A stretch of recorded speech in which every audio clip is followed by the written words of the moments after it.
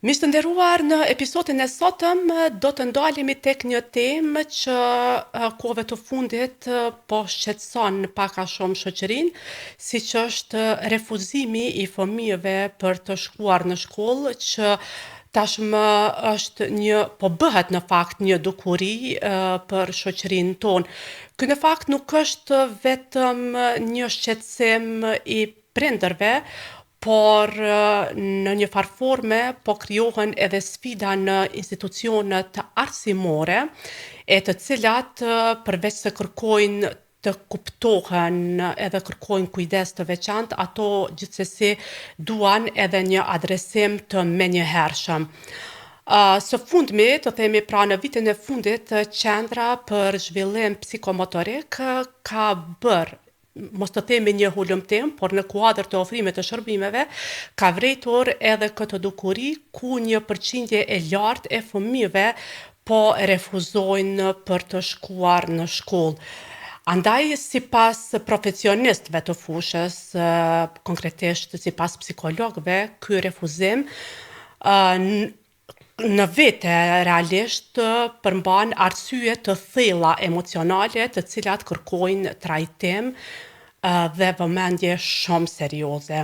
E gjatë minutave në vazhdim, miq të nderuar, psikologja jonë për fëmijë, zonja Mirjet Pestisha, do të na sqaroj më saktë se pse po ndodh kjo dukuri dhe çfarë duhet të bëjmë ne për ta ndryshuar këtë realitet. Andaj unë juftoj të jeni me ne. Zonja Pestisha, faleminderit që jeni këtu në studio me neve dhe që do t'i ndani informacionet, shqetësimet, por edhe do të na jepni, besoj, këshilla për prindërit dhe për institucionet arsimore se si ta zbehim ose ta zhdukim komplet këtë dukuri. Ju faleminderit së pari për ftesën dhe ju përgëzoj për temat të cilat i zgjedhni, për arsye se normal çdo dinamik të cilën e kanë prindrit është dinamike gjithë shoqërisë, jo vetëm individëve apo personave të cilat ballafaqohen me këtë dukuri. Për fillim, pse po ndodh kjo dukuri dhe si mund ta përkufizoni juve këtë refuzimin e fëmijëve për të vijuar procesin mosimor? Mendoj që vitet e fundit, si fenomen negativ, mos vjushmëria apo rezistenca për të shkuar fëmijët në shkollë, ka marrë për masa pak më të mëdha se sa vitet paraprake. Ndoshta jo sepse në vitet paraprake nxënësit nuk kanë dëshiruar që të shkojnë në shkollë, po mendoj që sot është edhe një liri më e madhe e të shprehurit të ndjenjave dhe emocioneve, qoftë në shtëpi, qoftë në shkollë, ku fëmijët më lehtë po refuzojnë një dukuri e cila nuk është e dëshirueshme për ta. Unë mund të them lirshëm që në gjithë përvoja ime profesionale dhe rastet të cilet kërkojnë ndihmë prindërit kanë qenë më shumë të spektrit të autizmit, kanë qenë vonesat në zhvillim, vonesat në komunikim, domethënë diagnozat të cilat i kanë shoqëruar fëmijët. Ndërsa po e them ndoshta vitin e fundit deri më sot, një nga dukuritë e cila ka qenë më së shqetësuese ka qenë edhe kur prindërit kanë kërkuar ndihmë për shkak që fëmiu ka refuzuar vjushmërinë në shkollë. Ka refuzuar ku kanë kaluar disa javë ku fëmiu asnjëse nuk ka dashur të shkojë në shkollë. Kur fëmiu është pyetur për shkaqet, zakonisht fëmiu ka refuzuar pa jap ndonjë arsye të madhe, për arsye që ndoshta jemi edhe pak si shoqëri që ende nuk i kemi të mirë zhvilluar pjesën e shprehjes emocionale, ndjenjave dhe ato të cilet neve na i pengojnë, mirë po mendoj që në këtë mes ka diçka e cila është shqetësuese, sepse mosvjushmëria në shkollë apo rezistenca për të shkuar në shkollë nuk vjen vetëm rastësisht dhe nuk vjen vetëm pse fëmiu një ditë është ndjek keq në shkollë apo një ditë nuk i ka pëlqyer ambienti i shkollës. Mirë po mendoj që kjo akumulohet gjatë gjithë kohës dhe po shfaqet tek fëmijët dhe pastaj fëmijët po janë më të lirshëm sot me prindrit edhe për t'i shfaqur edhe në refuzimet e tyre. Mendoj që kjo dukuri është mjaft shqetësuese për arsye se nuk kemi të bëjmë në zgjedhjen e problemeve vetëm një individ apo zgjedhjen e problemeve vetëm ata të cilët kërkojnë ndihmë, mirë po mendoj që zgjedhja e problemeve është në dorën e gjithë secilit dhe në dorën e institucioneve, që të shohin institucionet dhe gjithë qeverisja e vendit duhet që të bëjnë ndoshta një hulumtim më të madh të gjithë nxënësve në shkolla, të shohin se sa është përqindja që fëmijët thjesht nuk ju pëlqen ambienti i shkollës ose nuk ndjehen mirë në ambientin e shkollës apo fëmijët nuk shkojnë me dëshirë në shkollë dhe në bazë të këtyre statistikave ata të bëjnë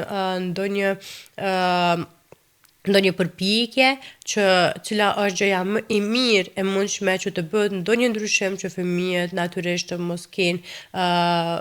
në çdo vend mund të jetë që fëmijët të refuzojnë në shkolla, mirë po mos të jetë kaq e përmasave, kaq të mëdha. Ndoshta edhe informimi i prindërve mund të jetë një prej rrugëve të cilat na çon në bashkëpunim pak më të mirë karshi nxënësave, sepse unë mendoj që nxënësit kur nisen të shkojnë në shkollë nuk shkojnë vetëm me një çantë të mbushur me libra, ata shkojnë edhe me shumë përvoja të cilat i kanë mbjellur ndoshta edhe në familje, në shoqëri, në mesin e bashkëmoshatarëve dhe janë disa arsye të cilat mendoj që thjesht fëmijët po refuzojnë vijshmërinë në shkollë. Sa ka qenë përqindja e fëmijëve që juve, domethënë ju keni ofruar shërbime që kanë refuzuar për të shkuar në shkollë, edhe në mesin e tyre a kanë qenë nxënës tipik apo nxënës me aftësi të kufizuar? Tash e bëjmë një diferencë. Nxënësit të cilët janë me aftësi të kufizuara, në shumicën e rasteve janë fëmijë të cilët mund të mos i pëlqejë ambienti, mirë po pas një kohe ata mësojnë me atë ambient, ambientohen, e bëjnë tolerimin ambiental, tolerimin e zhurmave dhe stimujve të cilët ju pengojnë dhe në shumicën e rasteve fëmijët të cilët kanë zhvillim atipik, ata janë të shoqëruar dhe nga asistentët e tyre të cilët qëndrojnë gjatë kohës kur ata janë në shkollë. Mirë po, kjo dukuri shqetësuese është për fëmijë tipik, domethënë fëmijët të cilët kanë nota të mira në shkollë, edhe fëmijët të cilët deri më herët kanë pëlqyer shkollën, ju ka pëlqyer ambienti i shkollës, mirë po sikur janë disa gjëra të cilat janë akumuluar gjatë kohës kur kanë qëndruar në shkollë të këta fëmijë. Nëse ndalemi dhe i mendojmë arsye të cilat në fakt disa nga përvojat të cilën ka mundur që t'i nxjerr gjatë punës me këta fëmijë, kanë qenë kur thjesht ndoshta ngarkesa e madhe në shkollë e cila po jepet fëmijëve, ndoshta mos mbështetja emocionale nga mësimdhënësit në përgjithësi, mos ngarkesa emocionale gjithashtu pastaj edhe në shtëpi, kur shkolla nuk bëhet ambient i sigurt për këta fëmijë, kur ata ndihen të etiketuar, të bullizuar apo të mos pranuar karshi nxënësave të tjerë, kur mësimdhënësit janë shumë kritikues apo janë bullizues, sepse edhe kemi raste kur vetë mësimdhënësi mund të jetë etiketues i një nxënësi, atëherë kur tek fëmijët po fillon të shfaqet pastaj edhe një fobi sociale, kur fëmiu e ka të vështirë që të zgjohet dhe të marrë fjalën për të thënë ndonjë mendim të tyre në mesin e fëmijëve të tjerë dhe mendoj që kur këto të gjitha po mbledhen, po e bëjnë që fëmiu të refuzojnë në shkollë. Mirë po, këto nuk lindin sot për nesër, mirë po janë gjëra të cilat akumulohen dita ditës dhe në fund vjen deri tek mos shfaqja e mos dëshira e fëmijëve që të shkojnë në shkollë. Prindërit duhet të jenë vigjilant me simptomat e para të cilët fëmijët i shfaqin për shkak të refuzimit që ata të shkojnë në shkollë dhe të mos i neglizhojnë, sepse nëse ne dëshirojmë që t'i dërgojmë fëmijët në shkollë vetëm për të sjellur në fund të vitit një librezë me pesa, mirë po nuk kemi punuar mjaftueshëm në gjendjen emocionale të tyre, nuk i kemi pranuar në gjendjen e tyre emocionale, sepse unë e di që në vendet tona mësojmë për shumë dukuri dhe kemi shumë lëndë në kurrikulën mësimore, mirë po me sa e di une, nuk kemi ndonjë lëndë e cila na mëson për menaxhimin e emocioneve, na mëson për shprehjen e emocioneve, ose mendoj që edhe tjetra mund të jenë shkollat në vendin tonë, ndoshta po janë çdo ditë e njëjta gjë për fëmijët. Nuk po është diçka motivuese të cilët fëmijët i motivon për ditët e nesërme. Për shembull, në vendet e tjera kemi kur fëmijët shkojnë në shëtitje, në kampe, bëjnë vizita të ndryshme gjatë gjithë kohës, ndërsa ne kemi një herë në vit, ndoshta një vizitë në gjithë vendin e Kosovës dhe nuk kemi motivim të mirë, do me thonë në ambientin e shkollës ose diçka të cilit i motivon më shumë fëmijët apo ju duket diçka më atraktive. Dhe mendoj që këto janë disa nga arsyet edhe pse sot fëmijët po refuzojnë kaq shumë të shkojnë në shkollë. Përmende simptomat për të gjithë ata prindër që ndoshta nuk janë në dijeni se fëmiju i tyre faktikisht ka simptoma, po refuzon të shkojnë në shkollë, por mbase mendon se janë tekat e fëmijëve. Si mund t'i dallojmë prindërit tekat e fëmijëve, sepse me raste ka dhe teka që do më thënë pas një arsye s'don të shkojnë në shkollë, por si mund t'i dallojnë ata do më thënë simptomet e vërteta me tekat e fëmijëve të tyre? Nëse flasim për këto lloj teke, unë mendoj që edhe këto teke tek fëmijët ka një arsye. Ka një arsye që la mund të fillojë në këtë si një formë loje kur fëmiu e teston prindin se sa po e toleron të mos shkojnë në shkollë, mirë po mendoj që këta fëmijë, sepse shpesh i etiketojmë sikur e ka marrë si vest mos shkojnë në shkollë, e kum toleru një herë dy mos me shku në shkollë dhe tash ti po refuzon mos me shku në shkollë, ose është fëmijë dembel, ose gjatë kësaj periudhe ka ndodhur diçka që nuk po di se çka ka ndodhur me fëmijën. Mirë po, të gjitha këto teke të cilët fëmiu i shfaqen, unë mendoj që ka një arsye. E ka një arsye e cila thjesht vjen nga ato të cilët ne i cekëm pak më herët. Dhe njëra prej simptomave të para e cila mund prindi ta vrej, mund të jetë edhe do me thonë simptomat somatike. Atëherë kur fëmiu zgjohet në mëngjes, kur është koha për të shkuar në shkollë, thot që i dhem koka, i dhem barku, nuk mund të shkojë në shkollë, dhe këto janë disa simptoma të stresit ambiental i cili ai fëmijë do shkojë në shkollë dhe i shfaq më herët në shtëpi në mënyrë që të ikë vjushmërisë në shkollë. Pastaj, këta fëmijë nëse janë prej ndonjë bullizimi në shkollë, ndonjë ngacmimi në shkollë, mos përshtatjes në shkollë, mund të jenë fëmijë të cilët fillojnë të mbyllen pak më shumë në vete. Po flas për periudhat ndoshta e shkollës fillore, atëherë kur fëmijët mund të dëshirojnë që të qëndrojnë më shumë vetë, kur fëmijët nuk janë shumë të hapur në diskutime me prindërit, kur këta fëmijë në fakt refuzojnë edhe t'i bëjnë detyrat për ditët e nesërme, janë fëmijë të cilët ndoshta tek pjesa e vëmendjes dhe përqendrimit kanë më pak vëmendje dhe përqendrim në realizimin e detyrave dhe thjesht mund ta shohim nga këto simptoma që fëmiu nuk është më prezent dhe i fokusuar në detyrat apo në gjërat të cilat e përfaqësojnë shkollën. Dhe përveç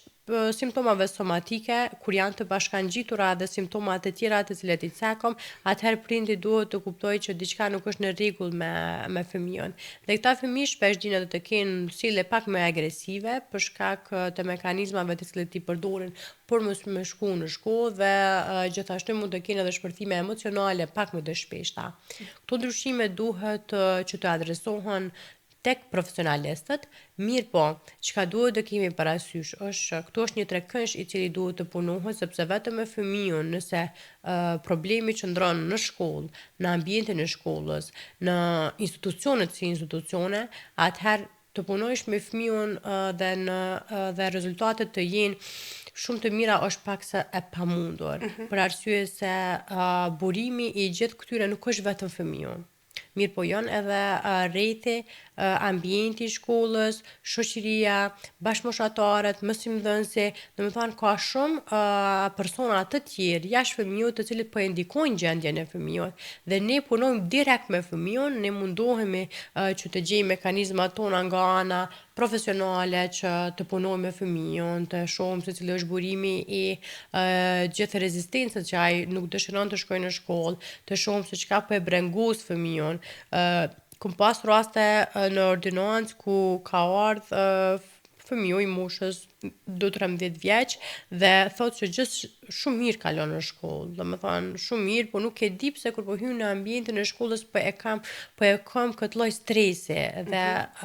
fëmiu ka refuzuar të shkojë në shkollë afër 1 muaj derisa nëna ka kërkuar ndihmë profesionale. Dhe brenda pak seancave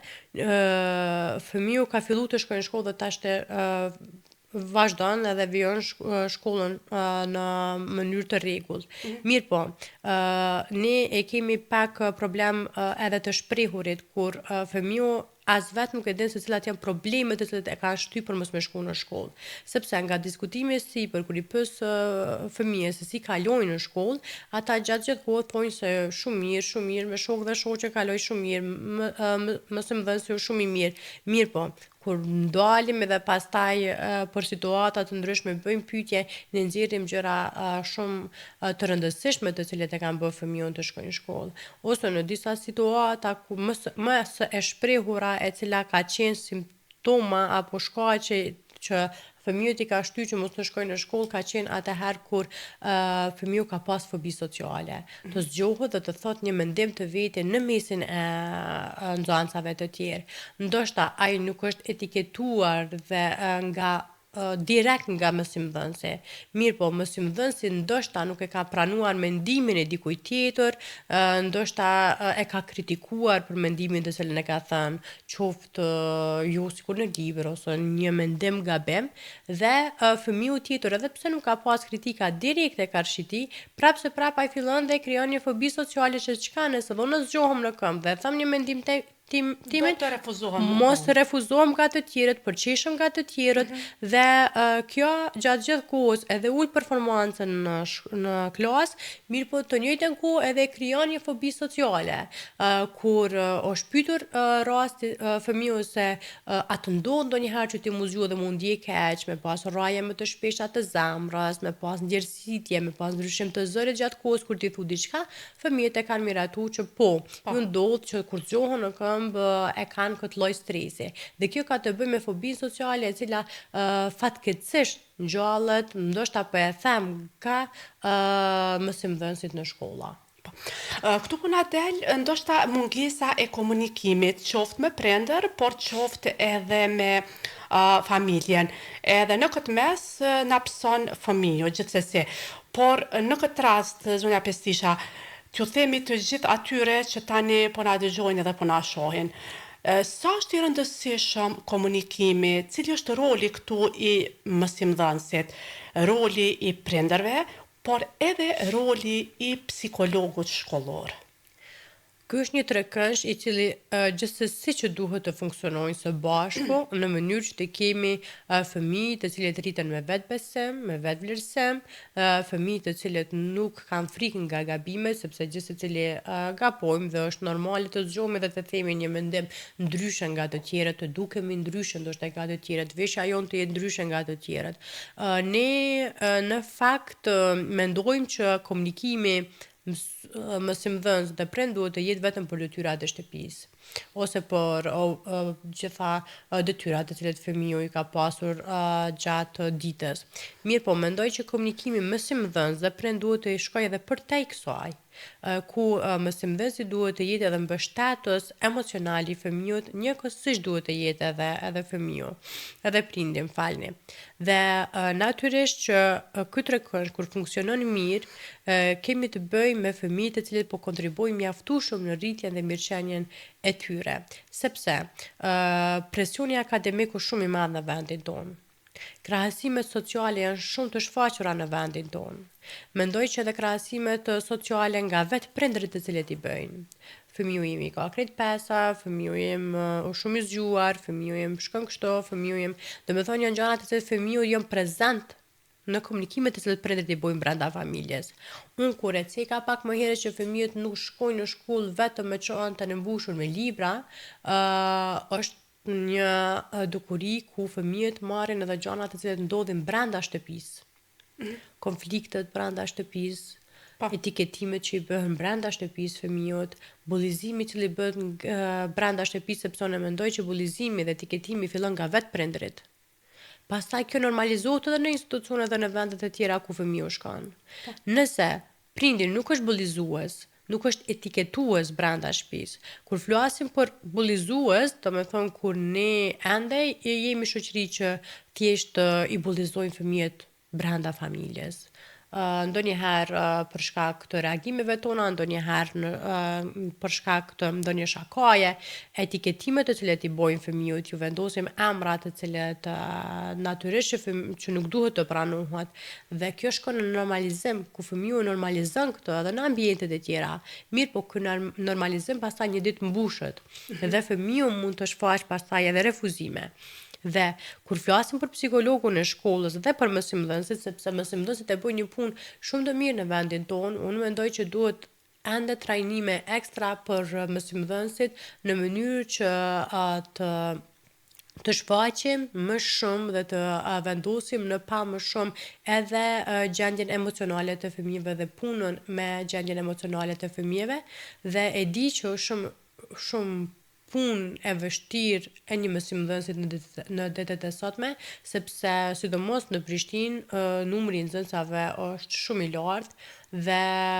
në ditët e sotme pak fëmijët janë më të pamenagjueshëm se sa ndoshta në vitet paraprake. Gjithashtu edhe psikologët, është një psikolog në shkollë i cili përfaqëson ndoshta gjithë ata nxënës, e cila natyrisht që është e pamundur që në mënyrë direkte të punohet me gjithë secilin, sepse unë mendoj që gjithë secili prej fëmijëve ka nevojë për mbështetje emocionale, ka nevojë që të ndjehet i pranuar, ka nevojë që të ndjehet i kuptuar nga të tjerët. Dhe kjo së pari duhet të ndodhë në familje dhe pastaj të vazhdohet edhe në ambientet e tjera. Kur flasim për këtë trekëndësh, unë në disa raste kum pa kur ne shkojmë në dy limitet e prindërimit. Në limitet kur prindërit thjesht janë shumë të lirë dhe plotësojnë çdo dëshirë të fëmijët dhe nuk ju thojnë asnjëherë fëmijëve jo, dhe është pjesa tjetër e prindërimit ku kufizojnë gjithçka tek fëmijët dhe nuk ju thojnë asnjëherë fëmijëve po. Domethënë janë dy limite të cilat ne po i jetojmë, dy ekstreme, edhe fëmijët po janë konfuz me atë të cilën po e përjetojnë. Dhe kur po hymë në mesin e bashkëmoshatarëve të tjerë, kemi të bëjë domethënë dy ekstreme të prindërimit nga këta fëmijë. Sepse në disa raste, ndoshta po them nga rastet në ordinancë, ka kam vrejt që më shumë kërkojnë ndihmë ata fëmijë të cilët janë rritur nga prindërit duke mos i aprishur qefin asnjëherë dhe duke mos i thënë asnjëherë fëmijëve jo. Janë prindërit të cilët vinë dhe ndihen krenar me atë të cilët thonë është mësu që m'ja dëgju çdo dëshirë dhe çdo tek të cilin e ka. Çka do që thot fëmiu im, ku do qoftë ajo lodër ose ku do qoftë ajo gjë materiale, na shkojmë edhe ja bëjmë. Dëshira është e plotësuar. Dëshira është e plotësuar. Pastaj, mos vendosja e rregullave dhe vendosja e kufeve brenda familjes po e bën një fëmijë të vështirë që të pranoj rregulla dhe vendosje të kufeve në një ambient tjetër. Nga një ambient shumë tolerues, nga një ambient shumë i lirë brenda familjes, fëmiu po kalon në një ambient i cili ka rregulla, i cili ka dikon i cili duhet ta dëgjojmë, duhet ta respektojmë dhe i cili jep udhëzime dhe jep komanda për klasën. Dhe kjo mund të jetë ndoshta edhe një vështirësi tjetër, të cilën ne si prind po ja vështirësojmë ndoshta edhe gjithë punën edhe mësimdhënësve. Atëherë të dashur miq, nëse duam vërtet një të ardhme të shëndetshme të fëmijëve të tanë, siç deri më tani e përmendi edhe psikologja jonë zonja Pestisha, ne duhet të fillojmë së pari t'i dëgjojmë fëmijët, t'i kuptojmë dhe të përpiqemi të krijojmë një ambient qoftë në familje por ne këtu po flasim kryekëput për shkollën, të krijojmë një ambient ku fëmiu gjen siguri në shkollë e asesi frikë. Zonja Pestisha, krejt për fund